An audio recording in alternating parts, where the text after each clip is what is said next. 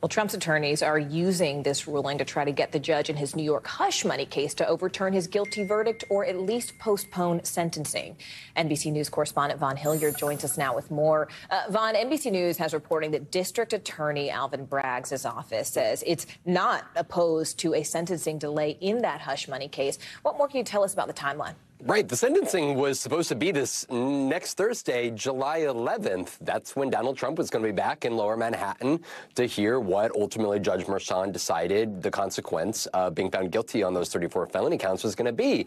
But after this immunity decision by the Supreme Court, Donald Trump's attorney sent a letter to Judge Merchan last night, making the case not so much that the crimes that Donald Trump was found guilty of were immune from prosecution, but instead that some of the evidence that was brought in before the jury by the district attorney's office was immune. And in the Supreme Court's decision, they said that as part of any potential trial, essentially, that official acts are immune from being used as a motive. And so this is, for the defense team, for Donald Trump, a potential effort to try to have the trial that took place over those 7 weeks thrown out altogether. Now, the district attorney's office, in just the last little bit, they wrote back to Judge Merchan saying that they did not oppose a delayed sentencing, but they asked that they be given the opportunity to respond to any potential motion or brief filed by Donald Trump's attorneys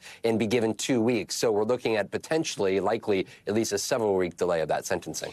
And it's interesting, Vaughn, because as part of its decision, the Supreme Court ordered the judge in the federal election interference case to hold a hearing to determine which of Trump's actions were, in fact, official. Is there any word yet on when that could actually happen? It could still happen before Election Day. Of course, the entirety of the federal election interference case, the actual trial, is not going to be beginning before the November 5th election. But that evidentiary hearing where Judge Chutkan will hear from both parties over what can be admitted into court, but also what potential charges could be tossed out that were part of that initial indictment against Donald Trump, that hearing could very well take place in the weeks ahead, but it's not going to be at least 32 days, a month, until District Attorney, or I should say, the District Court Judge Chutkan will be getting that court back. So at that point, then she can begin to move forward with actually setting a date for that evidentiary hearing. All right. NBC News correspondent Vaughn Hilliard. Vaughn, thank you. Thanks, my friend.